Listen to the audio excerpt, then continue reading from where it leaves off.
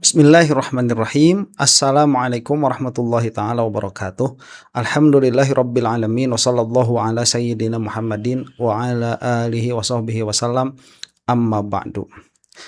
Saya kira salah satu usaha terbaik dari masyarakat sipil, ya sipil kalau pakai bahasa Inggris sipil ya, bagi masyarakat sipil untuk memperbaiki keadaan negaranya, terutama di negara demokrasi, yaitu dengan berisik di ruang publik.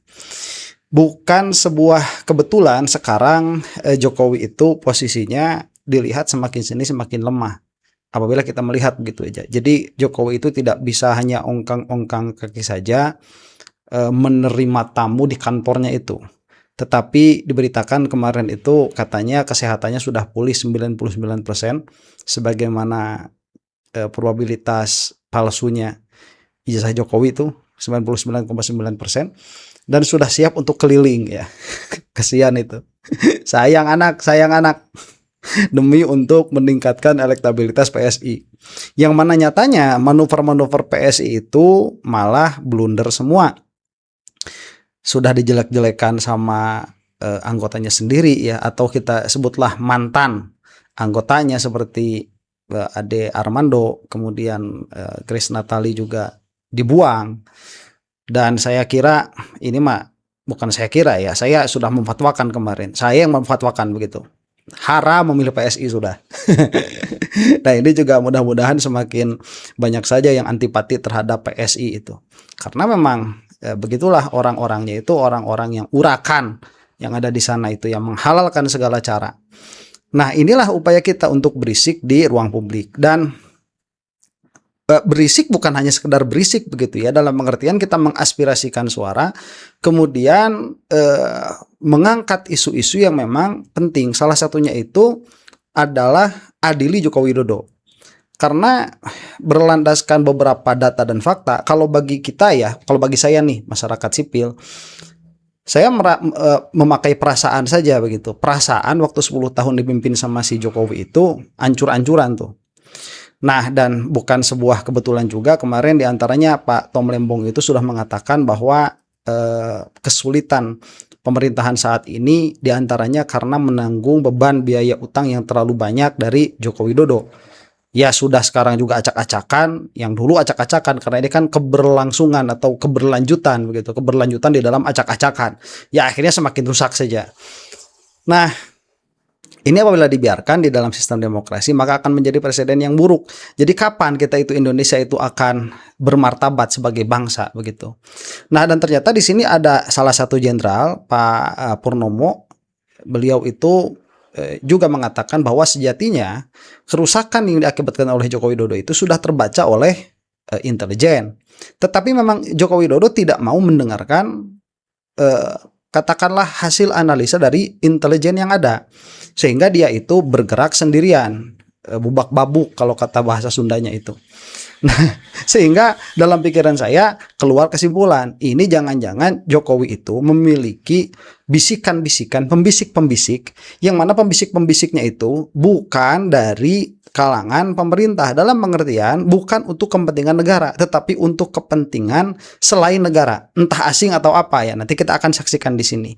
Jadi saya kira begitu, Jokowi itu lebih suka mendengarkan bisikan-bisikan setan daripada bisikan-bisikannya mata-mata negara yang memang sudah ada diatur di dalam undang-undang, yaitu seperti badan intelijen.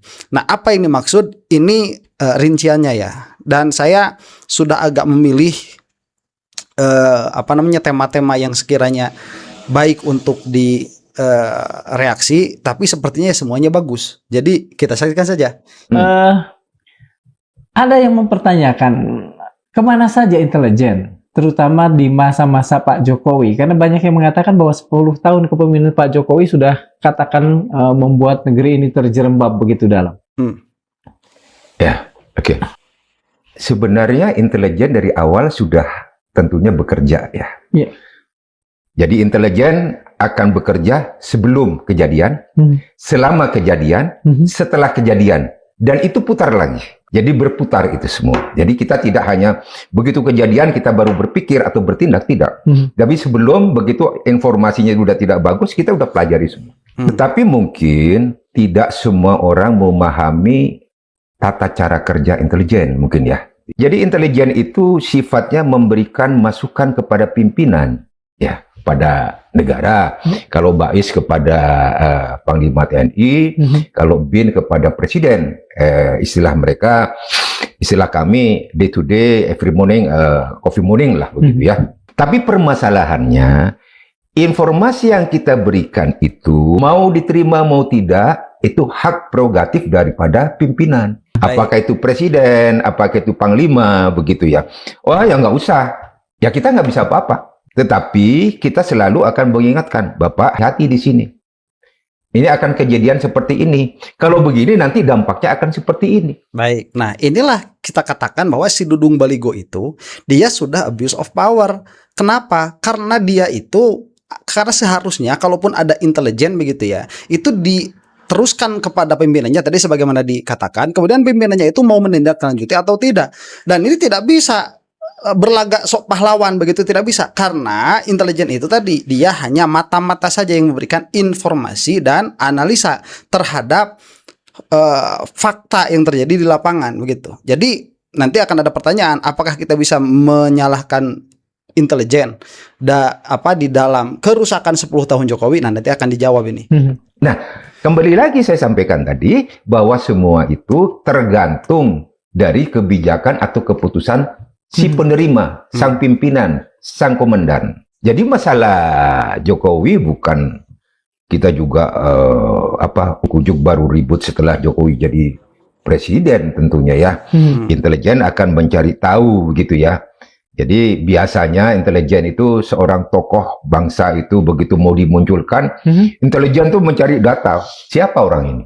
Ya, autobiografinya udah kita harus dapat. Nah, data itulah yang kita sodorkan. Makanya seperti zaman Pak Harto dulu misalkan gitu. Untuk jadi menteri itu pasti intelijen memberikan fooding kepada presiden. Ini loh Pak orangnya. Nah, Bapak mau ambil silakan. Bapak tidak ambil ya silakan. Itu. Nah, tapi tentunya pola-pola kepemimpinan sebentar ya. Saya kira di sini mungkin salah satu yang diambil sama si Jokowi itu tatkala dia itu mau dikelilingi oleh orang-orang yang menjadi aliansinya, apabila orang-orang tersebut memiliki cacat secara hukum diambil sama si Jokowi itu. Sepertinya sih demikian ya, karena tadi politiknya Jokowi itu politik birokrasi yang mana saling sandra begitu. Ini mungkin satu-satunya yang diambil. Jadi orang-orang yang disodorin, oh ini kelemahannya di sini, silakan ambil atau tidak. Nah, kepentingannya sudah bukan kepentingan negara tetapi kepentingan pribadi. Ya, jadi kalau misalkan dia sekiranya bisa diintimidasi, diambil. Kalau tidak bisa diintimidasi, kagak diambil. Makanya beberapa pejabat itu yang jujur-jujur zamannya Jokowi dipecat. Ini kepemimpinan setiap orang tidak sama. Ada yang suka menerima, ada yang udahlah, gak usah. Nah, kita nggak bisa apa-apa. Itu. Jadi bukan, kembali lagi pertanyaan tadi, bukan ujuk kita kaget kalau kita nggak kaget. Saya pribadi, saya tidak kaget. Karena saya mengerti, gitu. Jadi bukan hal yang baru ya, gitu. Mas Pur, dengan kata lain sesungguhnya intelijen telah jauh hari sudah tahu siapa Pak Jokowi, karakternya bagaimana dan lain sebagainya. Dan kalau tahu pengetahuan itu kira-kira sedalam apa? Ya intinya kan untuk calon-calon pemimpin, gitu ya. Jangan calon pemimpin, mestinya calon menteri itu. Kepala negara gitu ya, presiden harus kan minta kepada intelijen. Saya kepingin kira-kira si ABC misalnya. Maka intelijen harus memberikan data kepada, menjawab itu. Bapak, yang Bapak maksud si A, ini lo Bapak datanya. Nah, terserah Bapak istilahnya begitu. Bapak mau pakai dan tidak ya terserah Bapak. Jadi kalau dibilang intelijen tidak tahu, ya saya pikir tidak begitu. Tahu. Banyak senior-senior saya yang sudah pakar intelijen tentunya lebih paham lagi daripada saya begitu ya. Dan beliau tentunya sudah mewaspadai itu semua. Jadi tidak ujuk, wah kaget-kaget, nggak ada. Oke. Tidak ada di dunia intelijen, tidak boleh. Artinya sebetulnya dunia intelijen, teman-teman di BAIS, teman-teman di BIN, Ya. itu sudah tidak terlalu, katakan tadi, tidak terkaget-kaget ketika misalnya Pak Jokowi melakukan sesuatu yang kemudian di kemudian hari kita lihat dampaknya begitu membuat kita terjerembab seperti ini.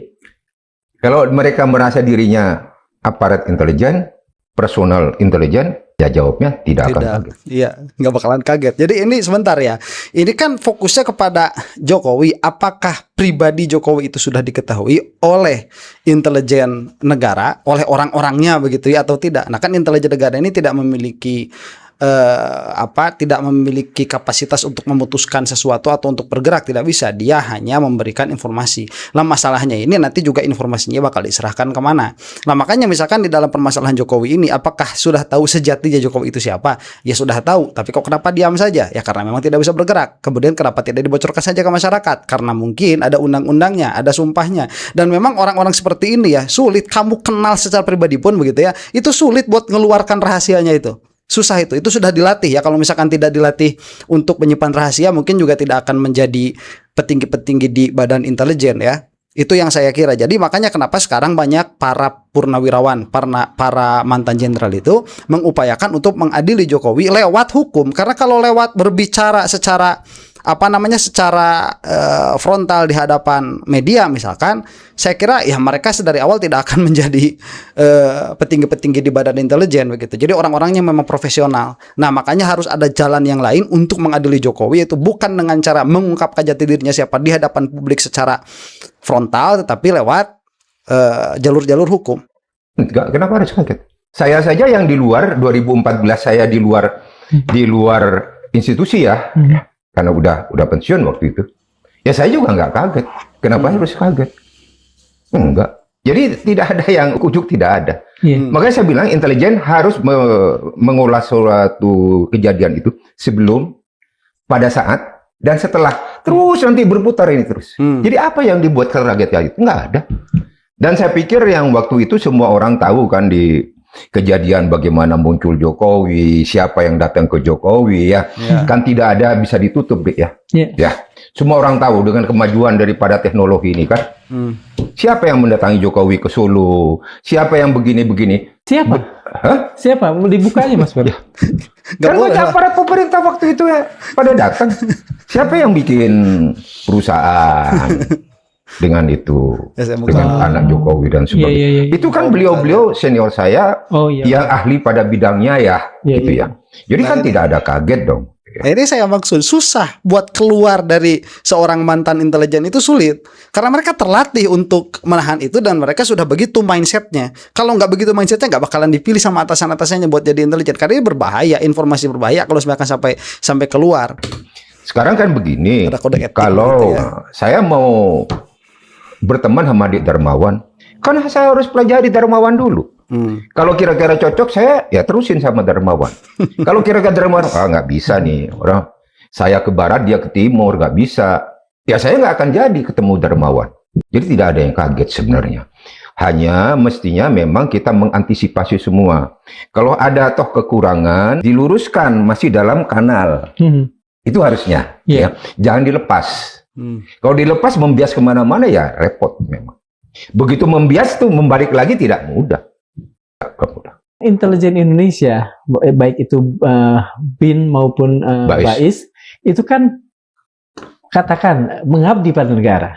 Ketika mereka mengetahui seseorang punya potensi, katakan saja merusak misalnya ya, dan itu tidak dicegah dari awal, apakah kita bisa mengatakan bahwa kerusakan yang ada di Indonesia saat ini 50% katakan itu juga merupakan dosa dari Badan Intelijen Indonesia? Nggak bisa. Dibilang begitu juga tidak. Saya bilang tadi, intelijen hanya memberikan input. Harapannya pimpinan yang menerima tadi mengeluarkan outputnya jadi bagus. Sesuai data intelijen kan. Tapi saya bilang, intelijen tidak bisa membuat satu keputusan ada di tangan pimpinan. Di sini repot. Jadi sekuat apapun intelijen, tetapi kalau pimpinannya yang nerima laporan tidak care, ya artinya setengah hati gitu ya. Lebih parah lagi kalau udahlah nggak usah. Nanti aja. Loh, terus orang intelijen tuh nggak bisa apa-apa. Betul. Cuman mengingatkan, oke Bapak, kalau ini yang terjadi maka ini nanti ke depan Bapak. Pembiasannya seperti ini. Jadi kita melangkahnya 2-3 langkah ke depan itu sudah disampaikan. Nah, sekarang kan tergantung pimpinan, Dek. Iya. Nah, kalau pimpinan, oh nggak bisa, nggak usah lah, nggak apa-apa. Jadi jangan, kalau dikatakan intelijen tidak, ya hanya tentunya orang intelijen tidak bisa bertepuk dada. Kalau itu berhasil, itu laporan saya, tidak boleh. Tapi yang penting, tugas yang diberikan bisa selesai dan udah terwujud gitu ya. Yang tahu kan hanya orang intelijen tadi, petugas intelijen aja dengan pimpinan. Udah cukup. Kita tidak ada, wah saya yang buat ini. Itu sudah dibilang intelijen Melayu jadi. Gitu ya. Oke. Baik, sebentar. Nah, yang saya khawatirkan itu justru apa ya, para pemimpin ini ya, seperti jenderal-jenderal yang akhirnya diangkat jadi jenderal pertama begitu ya, bintang 4, itu memiliki data-data pribadi atas pemimpinnya yaitu presiden, kemudian dipakai sebagai alat sandera. Nah, karena itulah misalkan kita melihat bagaimana orang seperti Listio Sigit itu bisa menjadi ketua Polri nggak selesai-selesai sampai sekarang. Ya, itu yang saya khawatirkan. Dan lagi ya, tatkala si Jokowi yang menjadi presiden, pada akhirnya kan dia tuh yang menerima laporan-laporan intelijen ini semua. Nah, ini pada akhirnya akan memberikan informasi orang-orang mana yang bisa disandra dan orang-orang mana saja yang tidak bisa disandra. Makanya orang-orang yang tidak bisa disandra itu tidak dimasukkan ke dalam kabinetnya Jokowi karena tidak akan tadi itu permasalahannya, nggak bakalan cocok begitu karena tidak mau bekerja secara jujur. Nah, inilah pada akhirnya ya politik birokrasi itu. Makanya ancur-ancuran semuanya. Mas Pur, kalau dari jawaban Mas Pur tadi, saya mendapatkan ya paling tidak kesan bahwa di Indonesia, terutama lagi katakan saja 10 tahun terakhir ini, itu lebih sebagai sebagai alat kekuasaan semata, karena dia tidak punya sedikit pun independensi untuk bisa menentukan mana yang baik, mana yang benar untuk kepentingan negara. Gambarnya kami ambil contoh gitu ya. Yeah. Oke. Presiden Jokowi mengeluarkan Kepres 17 ya tentang PKI ya. Yeah. Intelijen tentunya memberikan masukan sebelum ini disahkan. Yeah. Sebelum ini dilakukan gitu ya. Waktu 65 itu peristiwa itu terjadi, pembunuhan itu terjadi, siapa yang memulai? Dan intelijen mestinya tidak perlu mencari lagi, tetapi sudah ada catatan sejarah kan. Nah, tapi sudah ada, tetapi pada saat itu perintah keluar, maka ini dilengkapi lagi. Siapa tahu ada pengembangan yang lebih detail, gitu ya. Nah, kita sudah menyampaikan misalkan intelijen, jangankan kita yang di luar intelijen sekarang juga menyampaikan bahwa yang memulai itu pembunuhan adalah orang PKI terhadap tanda kutip ya kelompok Islam dan para pejabat di daerah ya. Tapi kan waktu itu tetap itu berjalan sehingga keluar Kepres 17, Impres berikutnya dan Kepres lagi keluar dalam rangka bagaimana memberikan santunan. Ini yang kita sudah berpikir waktu itu kalau ini yang dilakukan maka kelompok Islam atau yang dulu jadi korban gitu ya tentunya sakit hati dong. Nah, inilah bom waktu. Tidak bisa seperti itu. Nah, begitu ini sekarang, maka rakyat, khususnya orang Islam, ya kamu enak aja kamu. Kita yang korban kok kamu yang dapat untung istilahnya ya, dapat santunan gitu ya. Nah, tentunya intelijen sudah memberikan masukan ke Polkam pada waktu itu. Ini lu data. Data itu dari awal sudah ada di satuan masing-masing, bukan dicari baru deh, bukan. Enggak. Hanya mungkin begitu ada peristiwa ditarik tambahan gitu ya, lebih akurat gitu.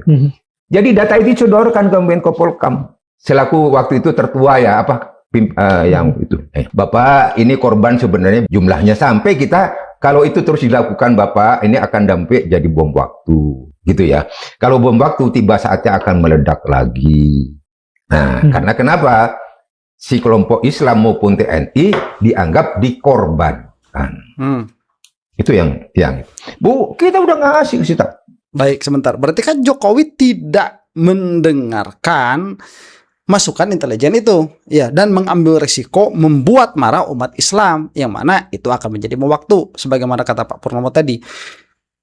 pertanyaannya begini, terus si Jokowi itu dengerin siapa? Karena di dalam setiap permasalahan yang pada akhirnya menjadi kontroversi, seperti misalkan kereta Uwus itu kan juga sama diberitahu oleh para menteri-menteri itu sampai lengser yang tadi KAI-nya itu kan sampai Pak Jonan kalau tidak salah itu kan sampai lengser, sampai nggak mau meneruskan beliau itu. Kenapa? Ya karena pembicaraannya tidak didengarkan begitu.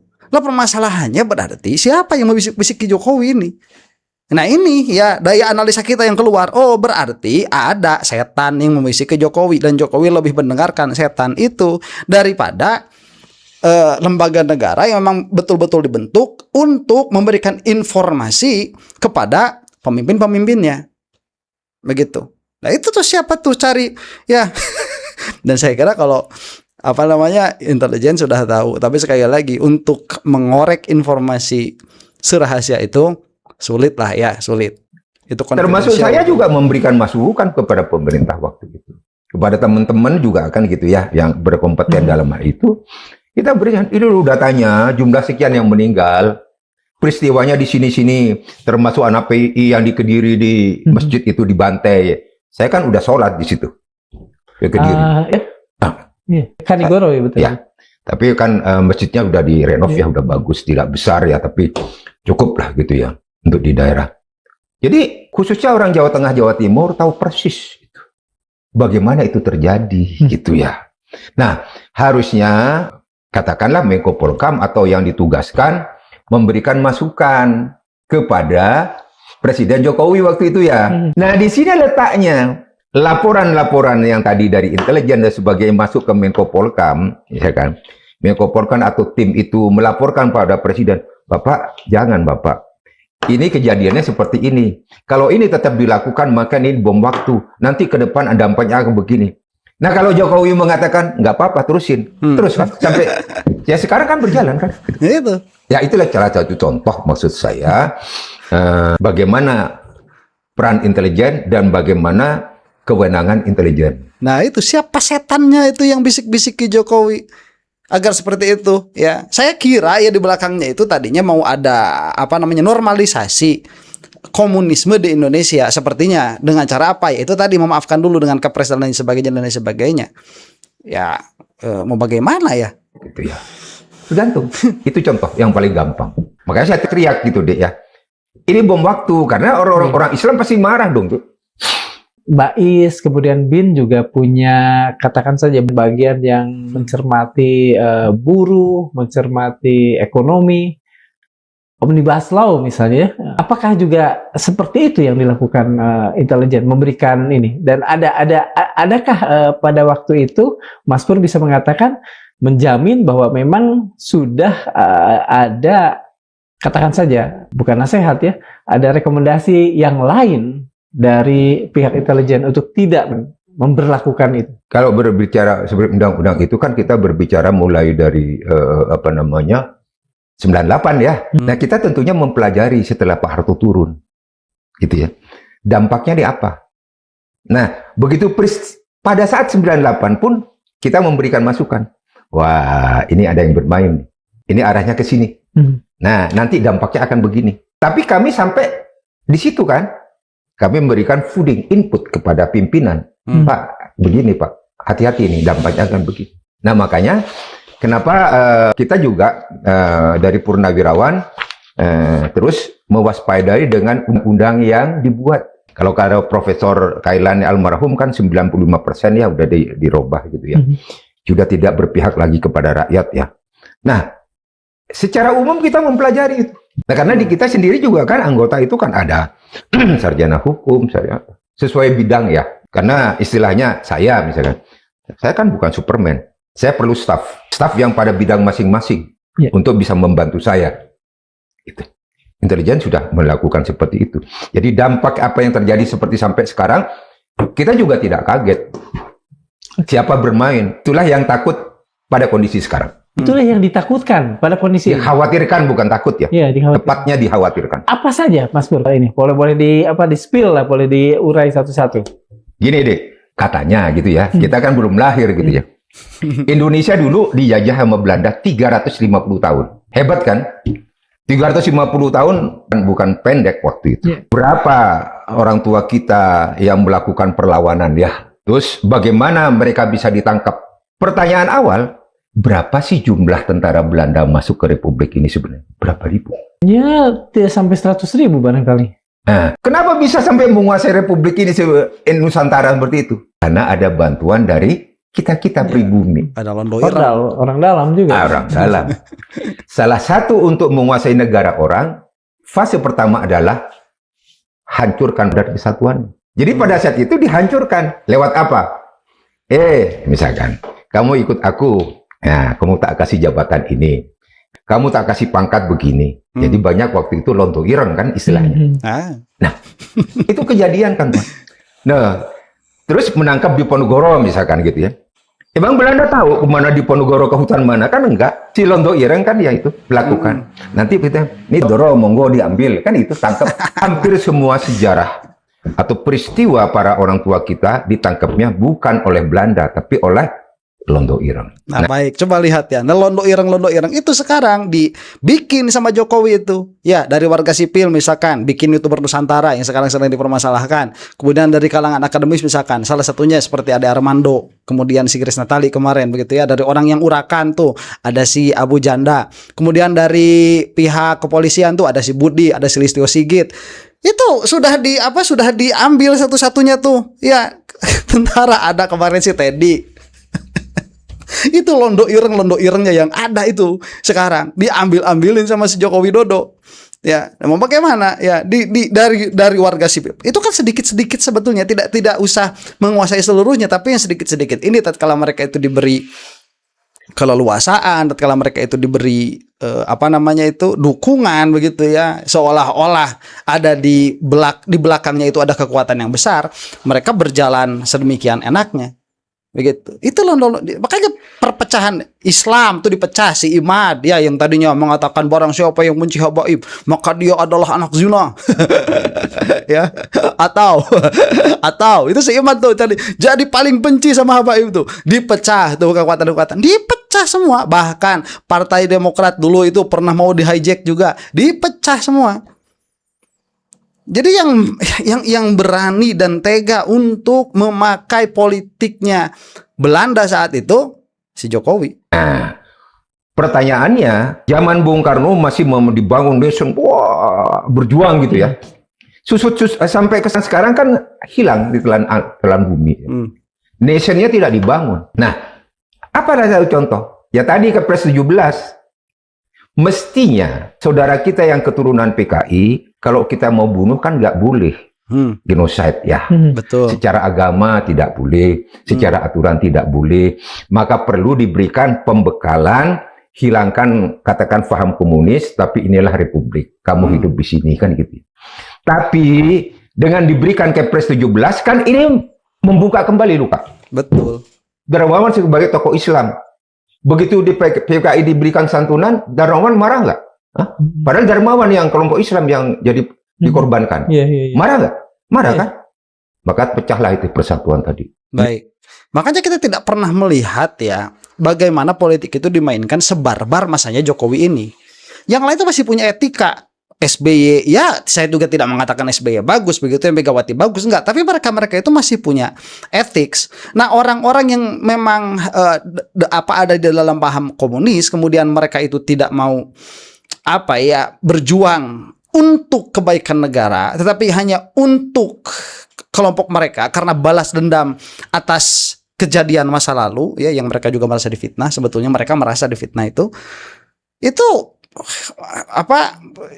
negara itu akhirnya hanya menjadi collateral ya, dia hanya menjadi sebuah gadaian begitu. Dia digadaikan, mereka berani menggadaikan kebaikan negara, berani menggadaikan kebaikan warga negara, generasi muda. Hanya untuk apa? Hanya untuk kepentingan mereka. Yang lebih kejamnya lagi kalau itu hanya atas dasar balas dendam begitu. Nah, makanya yang dikatakan tadi betul, seharusnya diberikan pembinaan yang bagus, yang baik begitu ya, untuk menghancurkan komunisme itu. Demikian. Semoga ada manfaatnya. Wallahu taala a'lam bissawab. Assalamualaikum warahmatullahi taala wabarakatuh.